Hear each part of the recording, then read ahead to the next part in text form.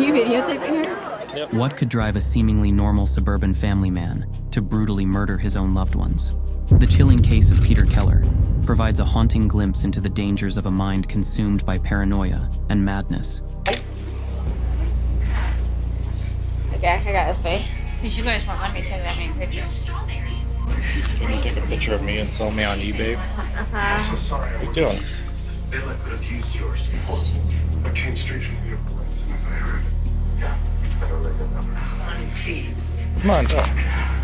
In the small town of North Bend, Washington, the Kellers were your typical working-class family. Many who knew the family described Peter as a really quiet guy who had a loving relationship with his wife and daughter. Hey everyone, my little puppy's looking outside. Okay, I got a lot of stuff to show you guys that I'm gonna put in my store. I'm so excited. This is bag 2, and I had so much fun making these too. You guys go. Peter did computer repairs for a living, while his wife Lynette crafted homemade goods to supplement their income when her health issues prevent full-time work. In her videos, she would frequently express her admiration for her husband, describing him as loving and supportive. Just now starting to use it. I'm so happy. Usually I just sit on that, but I love him. He's supporting me, he takes care of me. Even though I can't go back to work and I'm home in pain all the time, he gave me my scrapbooking room with my dream come true. Their 18-year-old daughter Kayleen had just graduated high school, nurturing passions like environmental activism and videography, a hobby she shared with her father.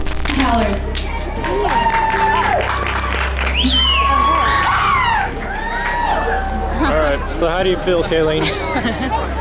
No more high school, yay! Feel different?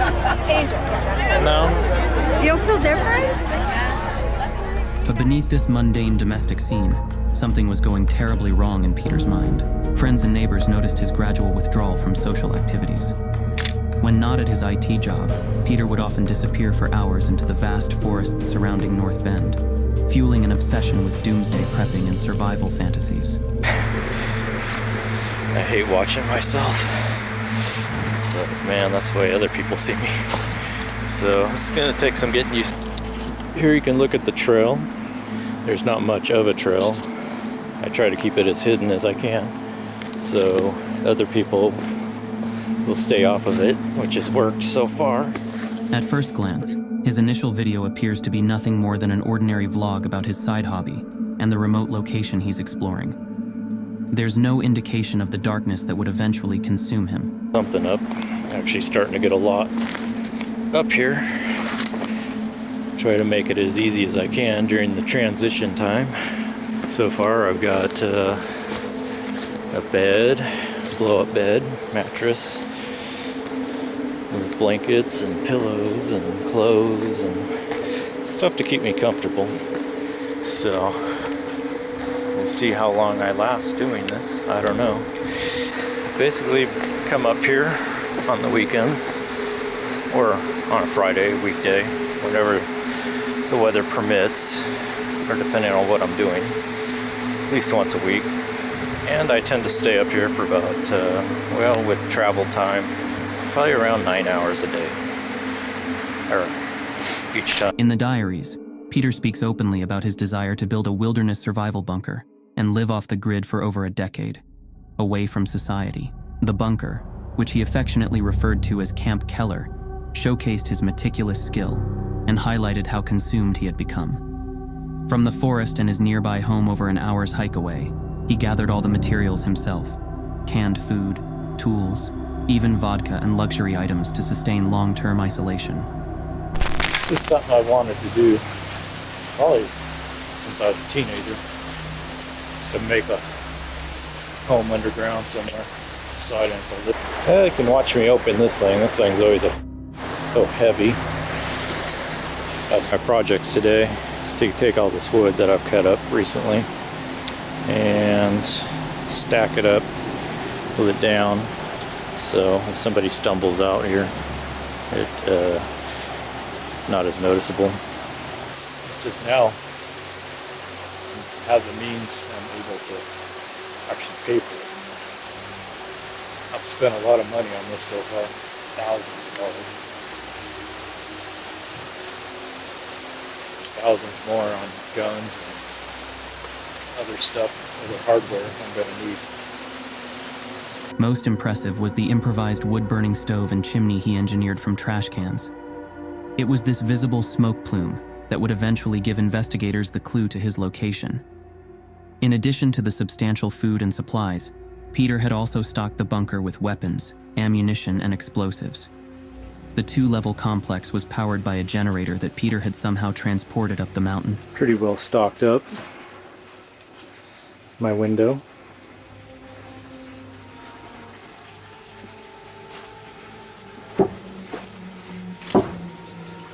Looking down on the wood stove.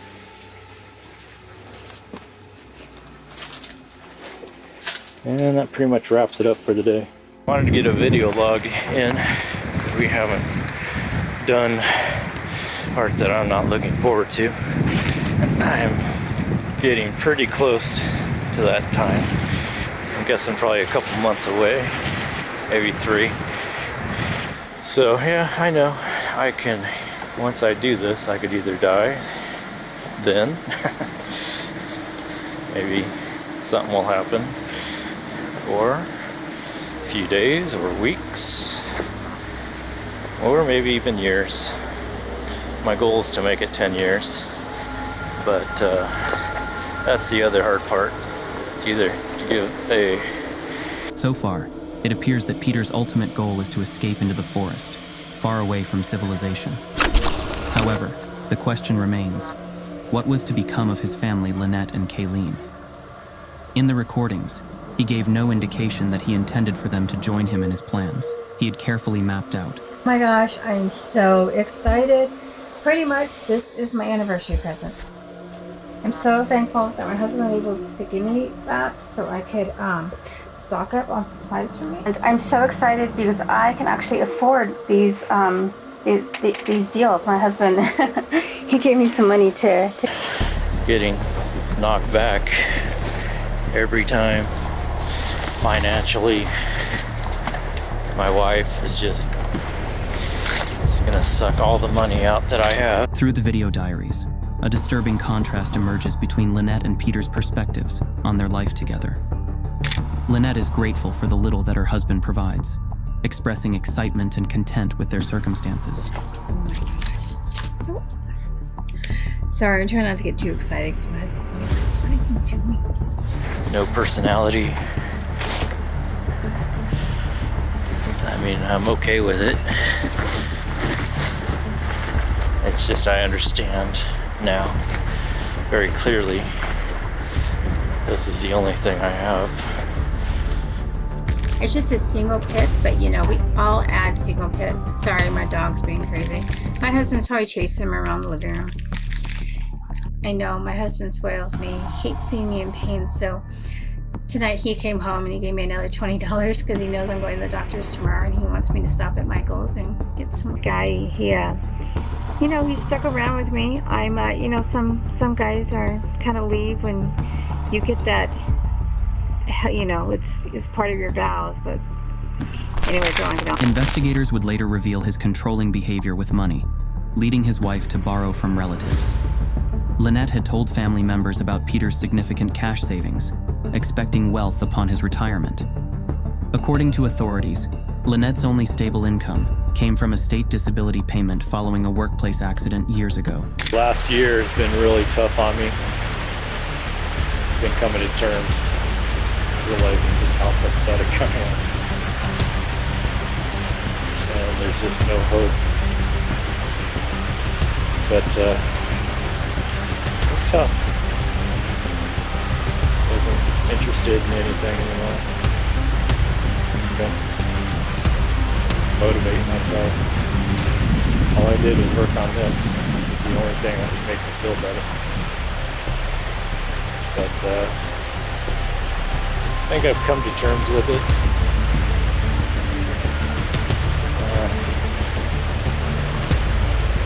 Starting to feel better now. Not quite sure why exactly. It's just that I'm getting this further along. Maybe I've just come to terms with While Lynette seemed positive and content with her circumstances, Peters was resentful that he had to work to support his family. The bitterness towards his life and responsibilities foreshadows the tragic events to come. Wasn't interested. And then I met him again. And he was so sweet, we became like best friends. He said one of these days he wanted to get married and have kids, and he asked me what I wanted. And I said, I don't ever want to get married. So then my sister, we were getting along at the time, she really liked him, and she said, well, you gotta just, you're gonna regret it if you don't. Then 3 months later, he started talking to me about marriage. And I was like, dude, I told you I don't want to get married. Stop pressuring me. We've only officially been together for 3 months. It actually started within a month, and I was just like, no, you gotta stop. So finally, a little over 3 months, he asked me to marry him. I was like, of course I'll marry you, and I grabbed the ring and put it on my finger. The video diaries reveal a heartbreaking contrast between the couple's perspective on their relationship. To Lynette, Peter was a loving and supportive husband, but to him, she was nothing more than a burden. I've tried. I always keep going back to the same person I am.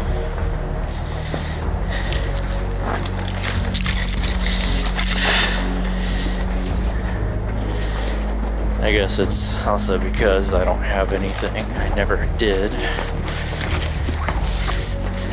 No money. My looks are horrible. Looking back, Peter's video confessions showed numerous red flags of deteriorating mental health. At this point, I don't know what's going to happen. I may get caught right away. I mean, I could basically be dead in 2 weeks or 3 weeks. I don't know. It's all up to chance at this point. So I don't think anyone knows where I'm at. But if they put it together, who knows? At this point, I have to take that chance. It's just going to be a point of, go as far as I can. I do have my escape, and that's death. And I'm okay with that. So I'm getting to the point where just trying to live and pay bills and live as a civilian and go to work. These are great. Part of me has a hard time even imagining doing what I'm going to do. But as I think about it, I always come up to the same conclusion every time. I'm starting to get more okay with it. Other times I feel like I'm more than ready. I've tried to make it in this world, and it just isn't happening. I'm 40 now, and I am running out of time. I don't even question it anymore. It just seems like everything makes so much sense now. I really feel bad about it. It's just the way it is. In this video entry, Peter acknowledges just how serious his plans are. But even though he has doubts, he still thinks he's doing the right thing. This to happen. So just kind of accepted it and just rolling with it. Well, this is it.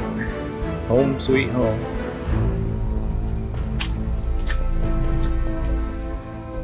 Got the lantern going so you can see a little bit, not a lot.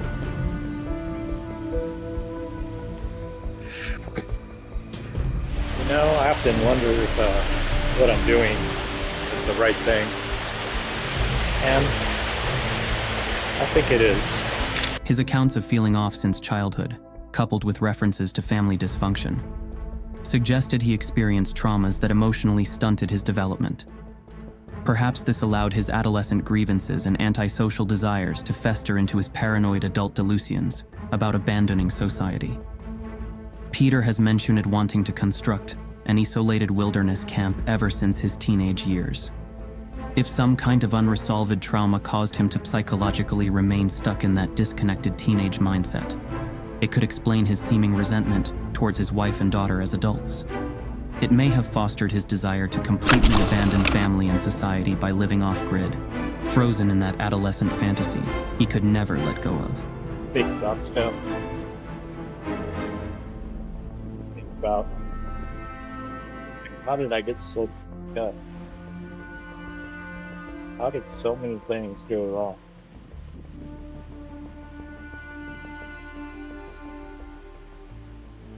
don't think it's all my fault. I think it's more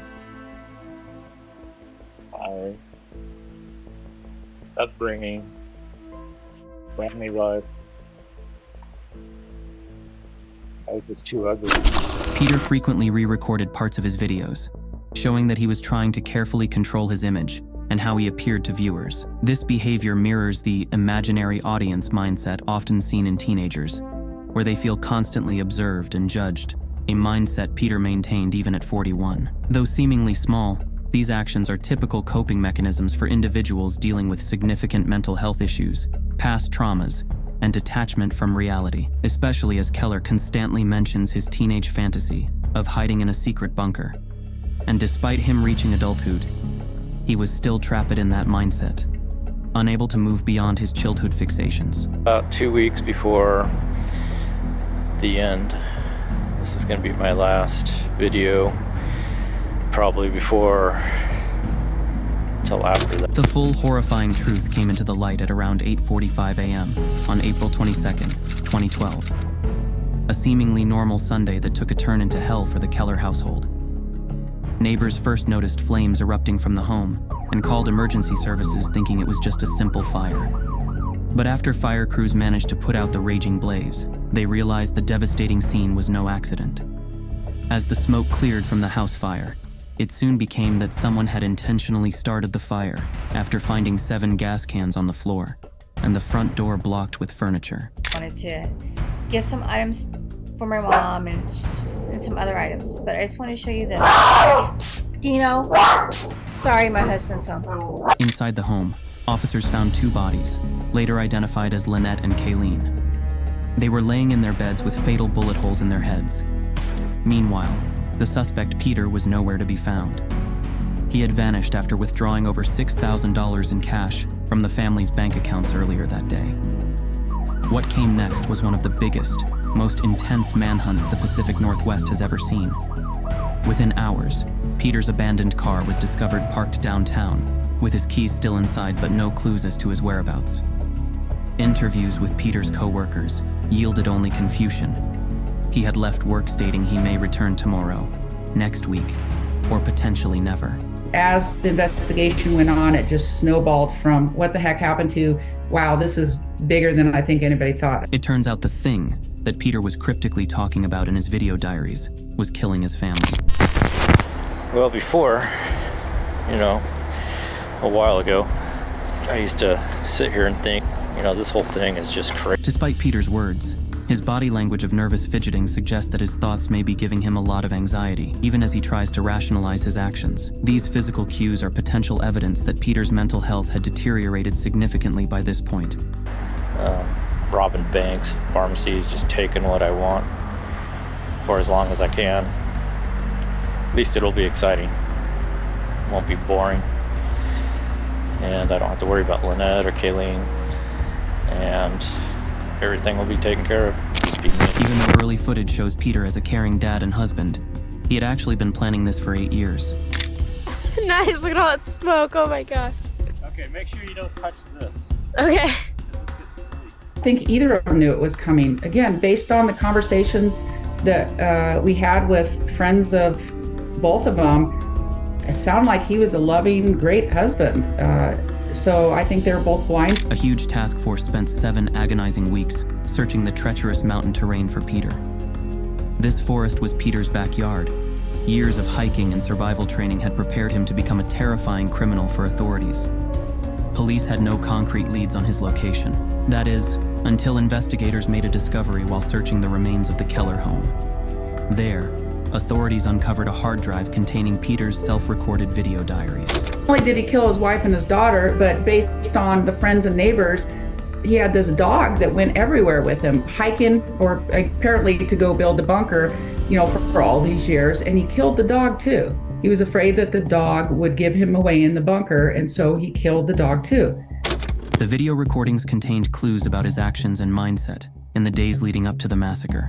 Beyond simply documenting Peter's paranoid thoughts, certain video diary entries and photographic evidence, investigators were able to piece together the footage he left behind, which would eventually triangulate the coordinates of his whereabouts. Analyzing the footage, they noticed backgrounds and landmarks that seemed to correspond with a particular trailhead where Peter's vehicle had been repeatedly spotted. In one of the photos, you can see, I couldn't see it, it looked like a power line in the distance.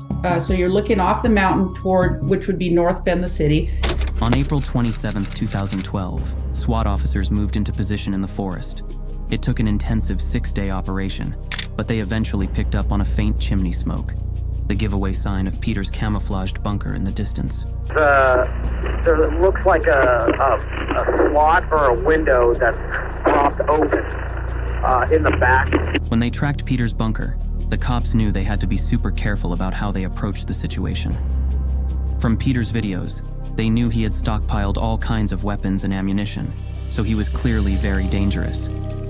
The first thing they tried was throwing a non-lethal gas canister into the bunker, hoping it would force Peter to come out. But that didn't work. But after 10 tense minutes with no response, they realized more aggressive measures might be required. A tactical grenade was even deployed on the structure, a certain way to get someone's attention, but the bunker remained silent and still. It became clear that if authorities hoped to resolve this peacefully, they would need to directly breach the fortified bunker themselves. After nearly a full day's deadlock, SWAT teams made the call to descend onto the roof and force an entry point. When cornered by police, Keller took his own life, ending the ordeal and turning the gun on himself. When our TAC 30, aka SWAT guys, discover the bunker, of course they surround it and make sure everybody's safe, let everybody know what's going on before they hail to him saying, hey, come on out with your hands up, yada, yada, all that. And it was just a short time after they initially tried to make contact with him that they heard a... Detectives believe that Peter ended his life on the top floor of the bunker and then fell to the lower level. A radio was found beneath his body, showing that he'd been monitoring media reports. I do have my escape, and that's death. And I'm okay. Kayleen was also found in a jacket belonging to Peter. The bunker was turned over to the King County Department of Natural Resources, who later destroyed it and filled it with dirt and logs. The money found inside the bunker was used to set up a scholarship in Kayleen's name. As the community grappled with the horrific tragedy, they were left wondering, why would a man do something so unthinkable to his own family? Again, there's no explanation. I mean, I get that he obviously had some sort of mental illness.